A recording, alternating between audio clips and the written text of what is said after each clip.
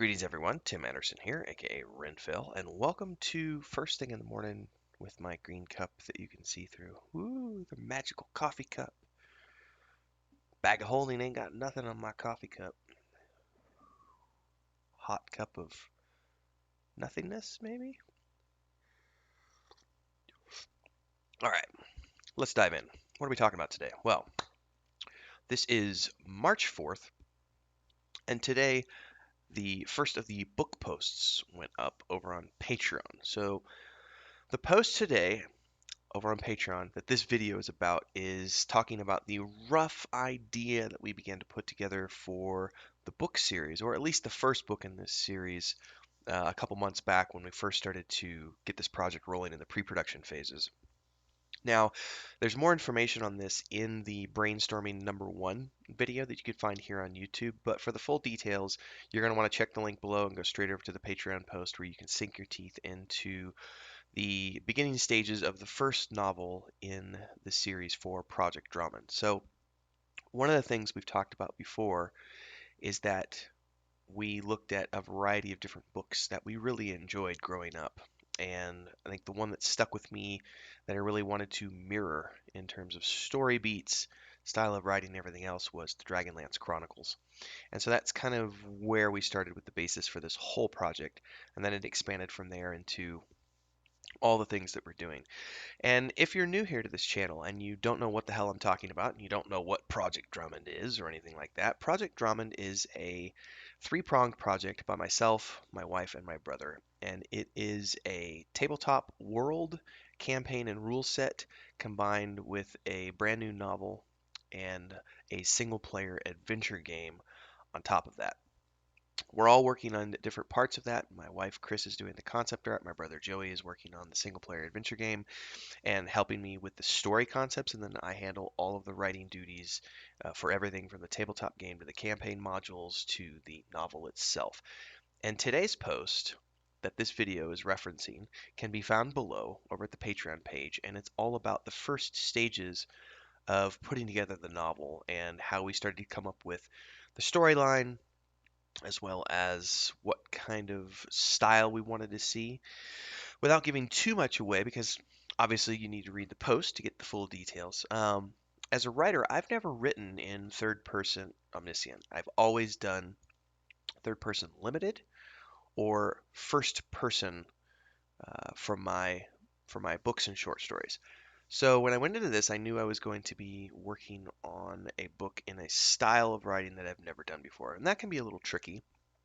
But I'm up to the challenge. This is not my first rodeo. I've had to do lots of different projects over the years.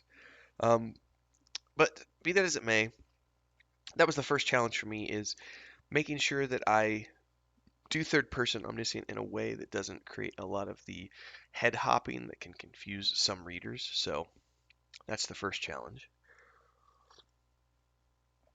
Um, but one of the reasons I decided to use the third person omniscient as opposed to sticking with the third person limited is because I've already done third person limited, I've done first person, so I'm familiar with those styles. I know how to do it. I wanted to do something different with this project, something that would challenge me as a writer, and something that's also fun to work on. And one of the things I liked about the Dragonlance Chronicles, and as we start to dive into in the post, you'll see we dive into the other sources of inspiration for this first book.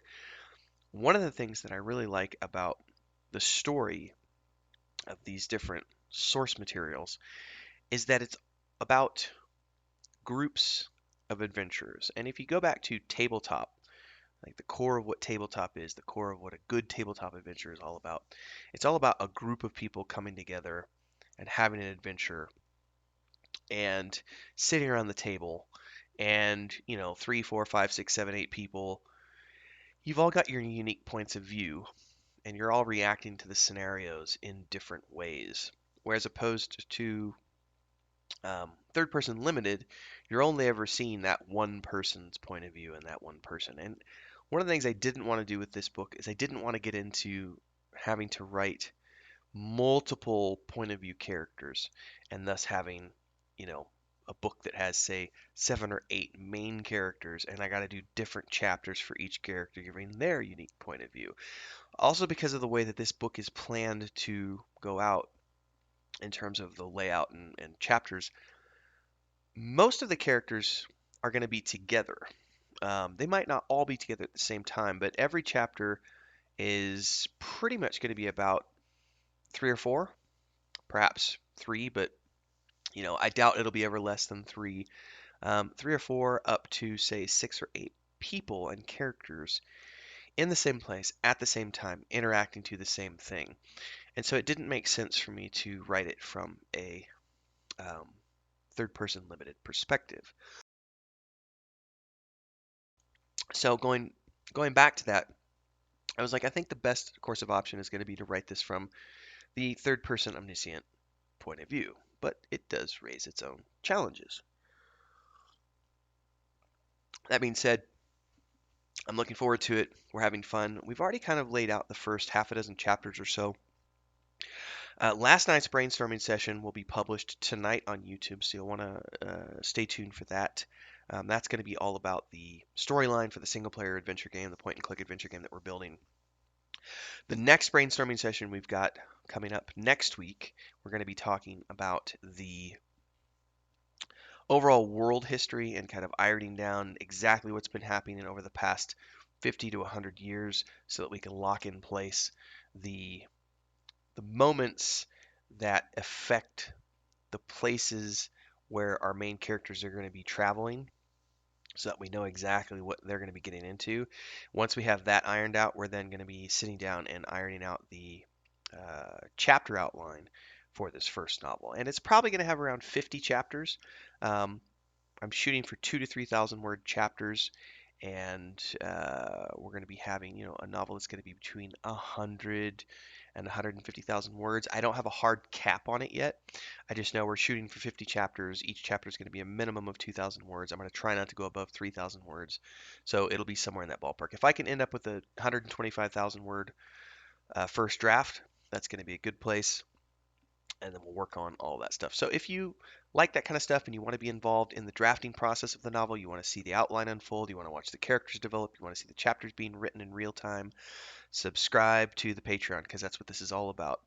Getting involved with the Patreon and following along as we unravel this project from napkin notes all the way out to the finished project. So stay tuned. If you haven't already done so, make sure to subscribe to this channel and hit the bell icon so that you get more updates when the next videos in the Project Dramond series are up. And of course, don't forget to check out the Patreon post from this morning related to the story ideas and rough notes from the book. And we're going to continue onwards into the next episode. So see you there.